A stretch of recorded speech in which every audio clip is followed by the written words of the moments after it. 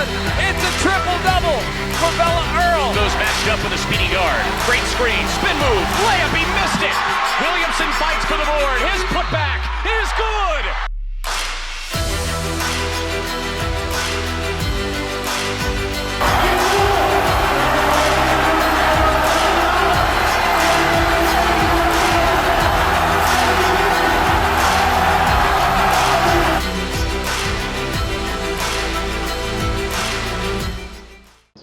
What's up, everybody? It is another episode of Straight Out Whack Podcast here with Daryl, my guy. You saw the Colin Moore interview earlier. I'm in my truck right now driving home. Had to go pick up my wife's birthday cake. It is August 28th. She turned 43 today. She's awesome. Love her. But I had to go get a nothing bundt cake, red velvet, for her. So we can celebrate that tonight, Daryl. How do you like them apples? Well, that sounds good, especially after the red velvet waffles that AB was telling us about last week. Yeah. So, anyways, today's special podcast episode, we're going to have two guests. The first one, you know her. She started every game last year, and I believe every game 2 years ago when they won the regular season and WAC tournament titles. But Dayla Ballena is joining us. I'm going to add her to the stage here. And Daylani, how's it going? Did you guys just get done practice, if I heard right? Yeah, no, we had a team meeting today, so we just started our first day of school, so we're getting back into things starting today. Nice. Yeah. How was the first day of school? Busy?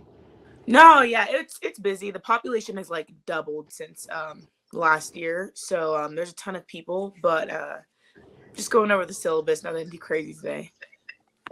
The good old syllabus day. Yep. That's the best day of the year for college. That's great. Let's talk. I'm in my truck, so I'm going to let Daryl run this for a few minutes. I'm 5 minutes from being home, but I know he's got plenty of questions, so I'm going to put myself on mute while you guys are talking and listening, and let Daryl take over for a second. All right. Delani, as you guys look at last year, I know you guys came into the year optimistic about your chances, but some injuries kind of set things back along the way, and you kind of had to make a mind shift change from being, one of the title contenders to being okay with just getting into the tournament. Talk about what last year was like for you guys, just having to make that shift and fight the way you guys did just to get into the WAC tournament. Yeah, like you said, it was rough. I mean, there were some unexpected injuries. Megan got hurt really early in the season. We had some injuries over the summer where people just ended up not coming back. So we were really low in numbers. I mean, even practices, having 8 to 9 girls, we couldn't even run 5-on-5, which was that was rough, and it did affect us in the games. But as long as we got the tournament, that was our goal, and then to fight as hard as we could to get through the season, and then come back with a different mindset this year. We still have the mindset that we did win, and we still deserve to be, one of the top teams in the WAC. Looking at this edition of the Thunderbirds, you guys, assuming you're fully healthy, you're back, Sam's back. We're expected to see Jaden Brown for the first time in SUU Red. Yeah. How excited are you guys for opening night, which is now 68 days away? Yeah, no, I'm pumped. As soon as I knew Jaden was ready, I was over the moon. I mean, Sam's been here with me since 2020. I mean, we've gotten nothing but better. I mean, she's growing as a leader, so I'm so excited to see what she's going to do this year as well. But not just with the returners, but even the newcomers have surprised me a ton. We have another grad transfer that came in from Idaho. She went to LMU right before this too. She's really good, Sydney Gandy. And we have Lexi Bull came in from Tarleton. So it's not just us coming back. I think it's going to be the newcomers as well. They've really surprised me so far. So, talking about the leadership aspect of a team, what does after all the success you guys had in 22-23, what does going through a year like last year do for you and Sam as leaders of this team? Because with Meg gone, it's your show.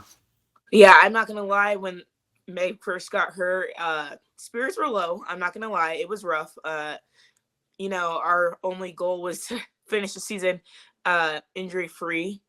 That was the hope. I mean, and as time went on, we just try to enjoy our time and just be blessed that we even get to play. I mean, Megan got her season stripped from her so quickly, which was a bummer. So we just took every game as it went. But like I said, I still think last year was a blip. We're gonna have our ups and downs, but I genuinely believe that we could be just as good as we were in the 22-23 season. When you go through a year like that, obviously you take the little victories where you get them, and the victories where they come on the scoreboard. Do you have a favorite memory from last year?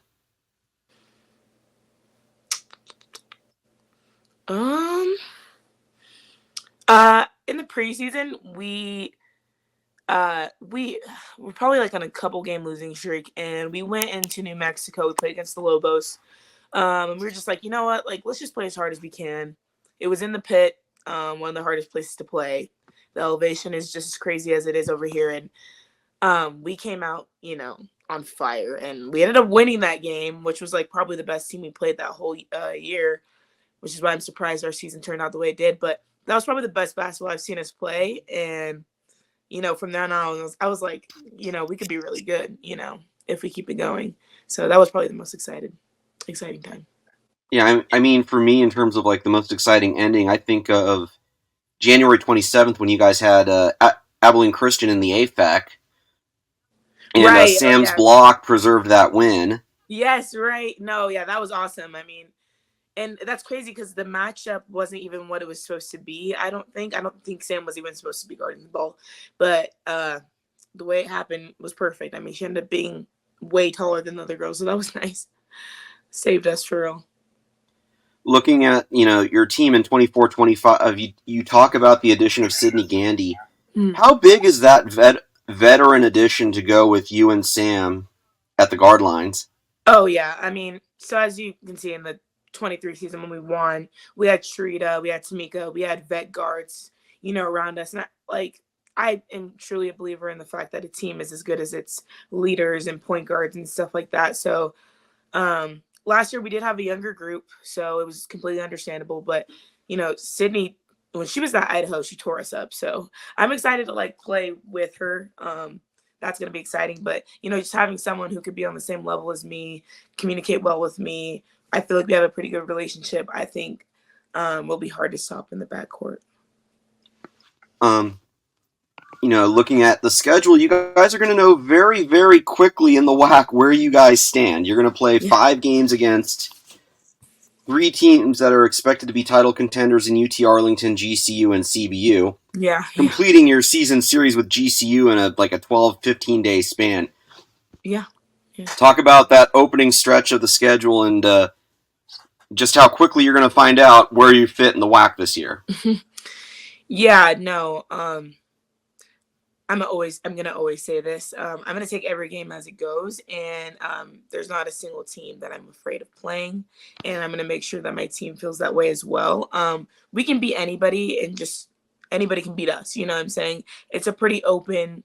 It's a open sport. Basketball has its ups and downs. You know what I'm saying? A team can come out, on the top of the WAC, but at the end of the day, they could still play the worst team in the WAC and lose. We saw that last year. It happened plenty of times. So, to me, I don't think that the first 4 games will determine where we'll be at, completely. I think we can, still play well even if we don't, or vice versa. But I just think at the end of the day, we are very capable of beating them, and we're not the team we were last year, that's for sure. So I think they should be ready for us as well. All right, I'm back. I finally got to my house. I hate people that don't drive the speed limit. I don't know how you guys feel about that, but it is the worst. And I don't know if it's the same in Cedar City, but in northern Utah, Utah drivers are really, really, really, really bad. Anyways, so there I am. Okay, so I'm back. Anyways, listen to the whole conversation. Dayla, I want to ask you, kind of going back to what Daryl said about the season, Tamika didn't ever step on the floor. Jaden, had things going on in her personal life. And then May, goes down with the ACL injury. Right, yeah. I know that's tough, but how in a sense, people don't want to say it, but injuries can be a benefit sometimes in a way because Ava steps into a starting role and other players got key minutes that maybe they wouldn't have gotten if those three had stepped on the floor or not got injured. Talk maybe about that benefit in a way, I guess you can say. Oh yeah, 100%. I mean, in reality, if we didn't have the injuries that we did, Ava wouldn't have started, maybe. And I think her starting and coming in and stepping up was amazing. I mean, like, she honestly surprised me this year. I knew she was good, but she really came out and like she proved herself. And I think like she's not even close to like reaching her ceiling. So I think it's even cooler that she got the experience she did last year, and now she's coming in as a sophomore, having started the whole year last year, being one of our leading scorers last year. I think that's going to be awesome for her. Like, I think she'll thrive because of that. So that's nice. I also think Tamika not being here, she was one of our bigger scorers as well. Kind of forced me to score a little bit more as well. Like, I mean, even the year before I was scoring, but maybe not as much as I did this year. So that definitely pushed me, and I definitely reached feats that I didn't think that I could. So I'm grateful for that. Losing Megan, honestly, I find trouble finding benefit to that. Megan was so good, and I wish every day that we could have had her for the rest of the season. I wish we could have her for this one, but that gives room for Ashley to step up this year, and even more bigs. I mean, we have Jaden coming in, so like I think that's another Megan, so that'll be nice. But yeah. Let's talk about the sweep last year, Utah Valley. You guys beat them pretty good down there in Cedar City, and then you had, I believe, it was a double overtime thriller in Orem. Yeah. Sam hit a shot out of an out of bounds play, I think, in the double overtime to win the game. Yeah. I mean, how fun is that to sweep your?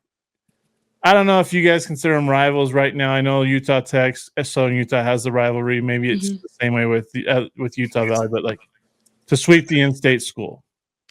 Oh yeah, I mean, I would say our rivalry is more towards Utah Tech, but for some reason UVU does definitely have a beef with us. We can't figure out why.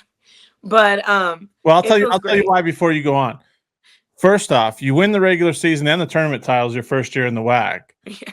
And then you sweep them last year. So I mean, that's a pretty big beef that you're gonna create with another opponent, especially in in-state school. Yeah, this is true. I guess we do have like half of their players too as well. So we had Megan, then Jaden, and then So I totally get that. So it definitely meant a lot to Megan as well. So I know it will mean a lot to Jaden this year and whoever else we're gonna pick up from UVU. But it was pretty awesome. And like, we actually pride not losing to in-state schools. So I know we went into triple overtime or whatever, but we definitely knew we were not gonna lose that game. Yeah, so you guys had, like you said, you had Megan Jensen, who played at Utah Valley. Yeah. Jaden Brown played at Utah Valley. And then last year on staff, I don't know if Kayla Anderson. Kayla Anderson, assistant who played at Utah Valley. So you can see where the beef comes from. Yeah, anyway, I can see it now. Yeah. What is something that, about Cedar City that you really love, that when you are done, at Southern Utah, that you're gonna really miss? 100% just the community that comes with being at SUU. I've never, been a place like this, and I've always thought it was important to play for a team where I felt like I was part of a family, but it's not just a team, it's the community around me, and it's pretty cool to walk around and have people come up to me and say that they know me from the basketball team, or kids say that they look up to me. It means a ton, and I rather make an impact on, the people around me than just, go to a huge school where nobody knows me in a huge city. I feel embraced, and every single year, I just get reminded, this is your last year, like, because I'm from Seattle, so it's a pretty big town. You don't really know everybody in Seattle, but it's going to be hard leaving that and, going away from this like community that I feel like I've helped build on. So, and it's also cheap to live here. And the traffic isn't bad. So I like driving 10 minutes to my school instead of 40 minutes to my school. There you go. There you go. Do you have a favorite restaurant in Cedar City?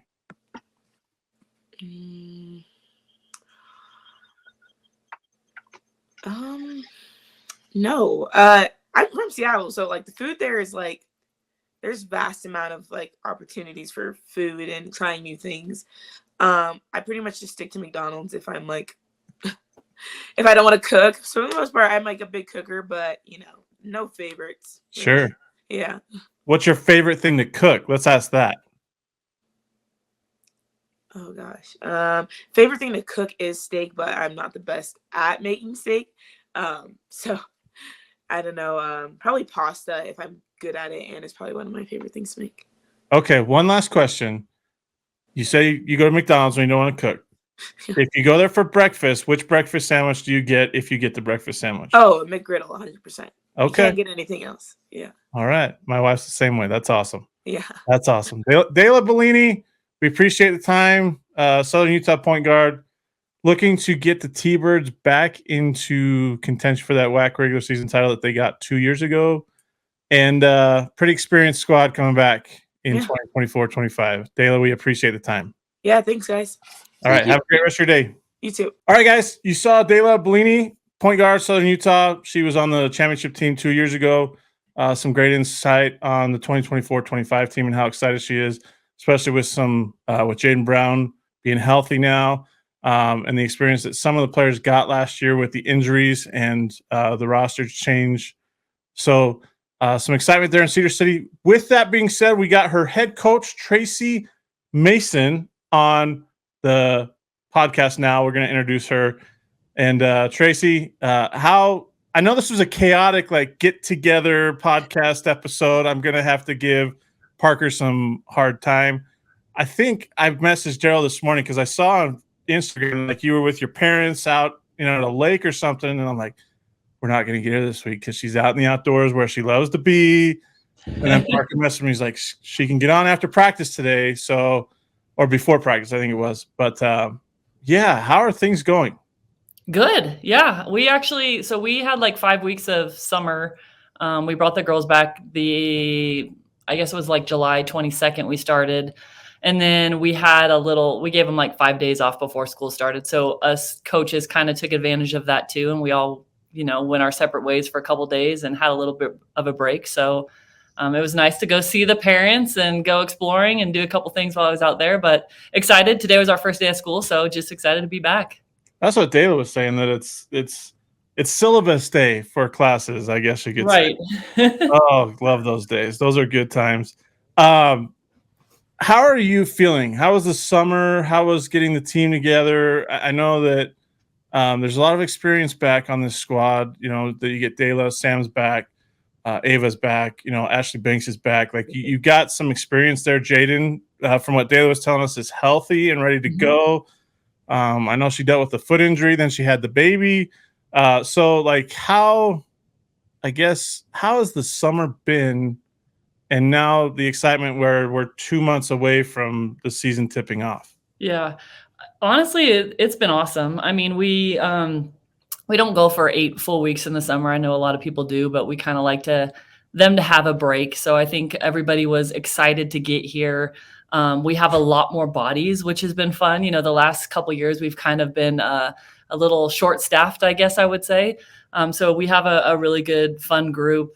They're working really hard. I mean, probably one of the best summers that I've had since I've been here, just as far as what we've been able to do. And, knock on wood, we've been really healthy. And it's just been fun to kind of see this group come together. I think we have some really good freshmen that have been working really hard. We have some great returners and leadership. And so it's just a really good mix of ladies. And so we're just excited to get going. It's been fun to see, Jaden get back in there, and she's looking really good. And just all of them. There's just a lot of things to be excited about right now. Talk about, last year was, you guys fought all the way to the end. And that's the one thing I think anybody will say about Southern Utah, despite the injuries and the short roster, is you guys fought to the end. But what does it say about a program that, despite not having their best stuff, they found their way back to the conference tournament? Oh man, it's funny. I think about last year and, coming off the year, winning the conference and how amazing that feeling was. But, I think when we found out we made the conference tournament and all those things had to kind of play in our favor, and we needed some people to lose, we needed some people to win, and we obviously needed to take care of business. But probably just a super emotional time. And I don't think, I was so proud when we won the conference and all that, but I was equally as proud of the group that we had last year and being able to do what they did and just battling through kind of all the adversity we had last season. It was just an awesome thing for them to be able to do. I look at like Alexa Lord and Meg Jensen and what those two brought to our program and just how instrumental they were, with our winning season, and then just how much it meant for us to be successful for them last year. And so it was just a big moment. I mean, I remember watching Alexa cry and it just made me cry. You would do anything in the world for that player. And she did anything for us. So it was a remarkable kind of feeling, but obviously we have a lot to improve on and we're excited to kind of get going. Speaking of Alexa, it was announced this afternoon that she is the Stan Bates Award winner. How proud are you of her for that accomplishment? Because that's a heady award from the WAC. Yeah. I mean, it's awesome. I can't say enough about her. And I think, just as a staff, as a program, as a university, I mean, she's an amazing human being, and it goes beyond what she gave on the basketball court and what she gives in the classroom. Like, she's just one of the greatest people that you'll ever meet. I mean, she really has a heart of gold. And so many meetings I had with her, and she could be in talking about playing time or whatever, but she would always end every meeting. Instead of thinking about herself, it was, who needs help? Who is anybody struggling right now? Like, what can I do for this team? What can I do to help the team be better? And that's just the person she is. And so I think seeing her win these awards, like, it couldn't go to a better person. And I truly, truly believe that. I want to ask you, when Megan went down with that ACL injury that ended her basketball college career, mm-hmm. What, over the next maybe couple of weeks or so, what was the, what did you say to her? You're a player. You played basketball. That they're part of the game. You're a coach. You dealt with those. Like, what do you say to a player who, she had a phenomenal year 2 years ago? She was having a phenomenal year up to that point. Yeah. What do you say? I mean, it's just like, I guess I'm curious on that. Yeah. I mean, it's tough. And I'll be honest. I mean, she handled it amazingly well, probably better than I could have ever imagined. I think for her, she understands, basketball is important and it was such a huge part of her life. But I also think she grasped the concept of, like, I mean, she had gotten married and, like, she's a bit older. And so I think for her, it was like, she just handled it. And, like, this is part of life and this is my journey and this is how it's going to go. I think the tough thing was she was playing so well. She was right over that cusp of being able to redshirt. She is here still at school because she's finishing up some stuff this year. So, like, it would have worked out so perfectly if we could have had her back. But I think all you can do is just, remind them of the experience and how much they gave and how appreciative you are of it, and that they're still a part of the team. I think sometimes you get injured during the season and you feel like you're lost or forgotten, but she was so huge for us in the locker room and just being a big support, to Ashley. Honestly, she was right there with Ashley and she would help her at practice, and she was just a great mentor for the rest of the team. So, going back 2 years ago when we first interviewed you, or maybe it was one of the times when you guys were on a roll in that year that you guys won the title, you mentioned that she doesn't have an angry bone in her body. So was she angry that she got hurt, or was it? I would say there was some frustration. I think there was some frustration. I think she kind of felt like something was going on for a while, and it kind of happened over Christmas break. And so there was this little stretch of time where I think, it's just things weren't feeling great for her. So I think there was a little bit of frustration and just, I think Meg is not, like I said, she doesn't get angry, but she does get competitive. And so I think, for her, it was coming to the realization, like, she almost like couldn't believe that that's what it was. Like, wait, it's my ACL? Like, no way, it can't be my ACL, And so it was, I think, just kind of coming to the realization of what was actually happening. there's, two teams dropped out of the WAC, UTRGV, SFA. Mhm. So it cuts down on conference games. Can you talk about the challenge of putting together a non-conference schedule where you got to schedule, 15, at least maybe, I don't know, 13, 14 games? Yeah. Yeah. Well, I was pretty smart about it. I just handed it over to Jay and said, "Hey, I need you to get this done." No, I mean, I feel like we weren't in a terrible place. I mean, we picked up a Thanksgiving tournament, which added a couple more games for us.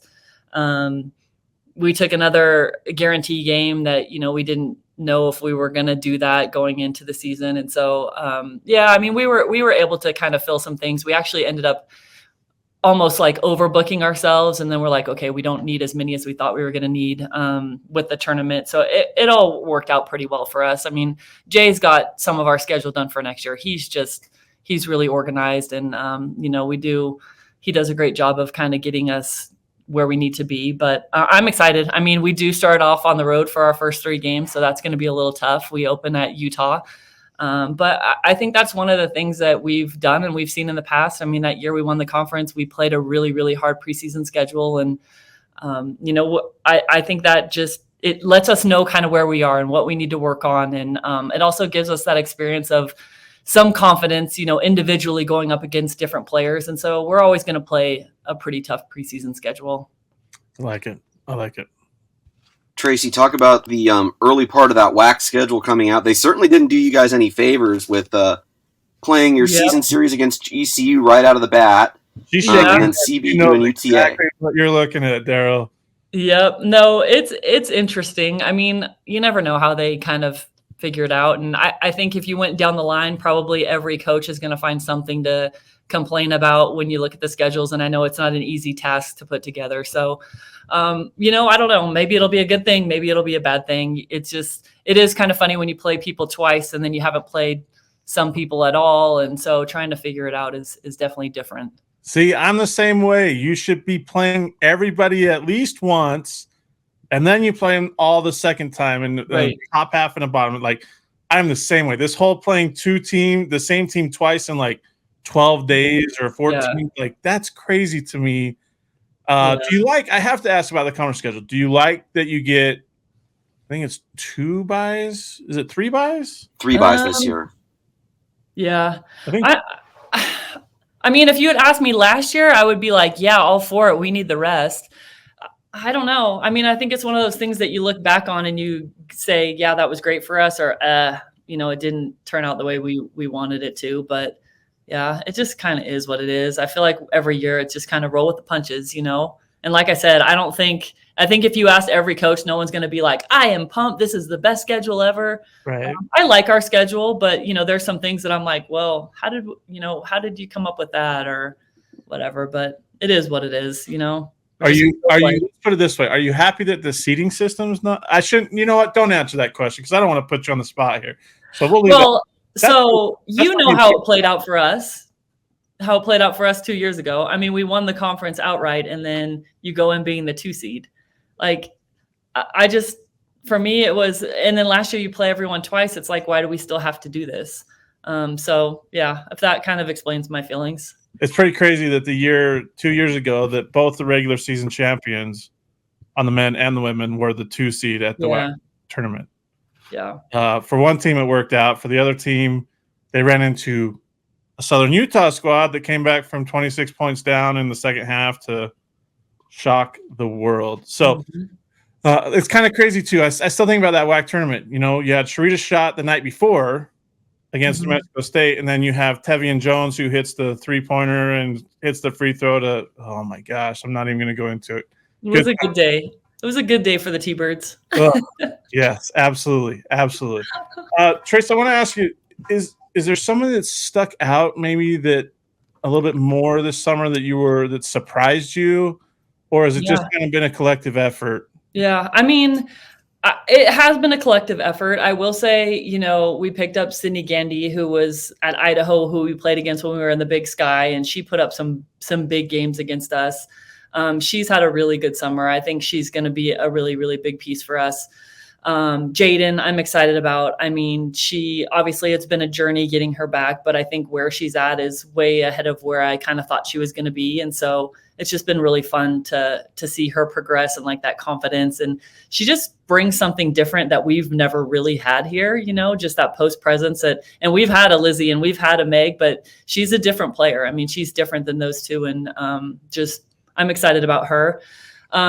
We have a freshman, Sierra Chambers, out of California, who I thought just had a really, really good summer. I'm excited about her. I think she's one of those that, you know, I don't think a lot of people got to see her. She played on a really, really good club team. She had a player that went to Iowa, a player that went to UConn. And so she didn't get a ton of run, but I think she's going to be a pretty special player in this conference. So I'm excited about her. I have to ask too, and I don't know if Daryl's going to ask, Jaden Brown hasn't played since I think it was early January of 2022. Mm-hmm. Is that right? Yeah, where she was dominating, like for Dan Nielsen's club. Like, yeah, yep. I remember right. She was averaging almost the 20-20 in those couple early conference games when she finally took the floor for them. Does that make you nervous at all, or do you feel confident that she's on the way to where she was then right now? Yeah, I mean, I think it's one of those things where it's like baby steps every day, you know? And like I said, I think she's a little bit ahead of where I thought she would be right now, but you know, it's not like she's going to go out there and play 40 minutes a game right now. You know, it's going to take some time and progression getting to that. I do feel like, you know, we have Ashley back. And so, you know, you have Ashley, you have a Jaden. I feel like it takes a little bit of pressure off of either one of them, really, because you have two pretty solid people there. And, you know, I know, Daryl, you talked about it, but Ashley getting the experience she had last year is huge. I mean, I feel like she has just made huge strides in her game. And so, I mean, there's always that stress when you have someone that, you know, there's a little bit of question with health and all that. But, you know, it's part of the game, you know, it really is. And like kind of what we went through last year, like you can never predict what's going to happen. And so we're just trying to take it easy with Jaden and get her as comfortable and kind of going at a good pace. We've worked a lot with strength and conditioning and a lot with the trainer. And so we want to make sure she's feeling good and feeling confident too, and not try to go too fast right now because we don't need to. All right. Tracy, I feel like you guys might be as deep as anybody in the conference when it comes to the post. Talk about the addition of Lexi Bull from Tarleton. That gives you a nice four-headed monster down there at 6 foot plusers. Yeah, no, she's been great. I mean, it's nice. She's another, you know, 5th year player. So the thing I love about Lexi is she came here. She already has her master's from Tarleton. Like she came here because she wants to play another year of basketball and she has it. So she's getting another master's while she's here. I mean, she's just, she loves the game. She's very vocal. Like she's been a good leader for us in the summer. She's someone I think on the offensive boards, well, and the defensive boards, but that was one of the things that stuck out to us is like when we played against her, like you can't keep that girl off the boards. I mean, she attacks the basket and I just think she brings a lot to kind of what we're missing, what we need. So yeah, I mean, I'm excited. You put her, Ava in there, you know, you're getting rebounds and then you have Ashley and Jaden and, you know, we have a couple other freshmen that I think are going to be really good down there as well. We have a freshman from Hawaii who is just blowing my mind with her athleticism, and she's 6'1", and I mean she's a strong girl, but she moves like a guard. Like she's pretty skilled. So I'm excited. Yeah, it's gonna be fun. All right, last question here. It's Sam's final year, I'm assuming. I hope so. I mean, get her out of the house. No, I'm just kidding. How, when you get to that point, whether it's at the WAC tournament, you know, or NCAA tournament, if you get there, like. I know that that's down the road, but with the relationship you two have, with the fact you've been coaching her all these years, like how emotional will that maybe be as the season goes along? And you're like, I don't know. I'm just curious your thoughts on that. I'm grateful. I'm so grateful for the opportunity to have her here.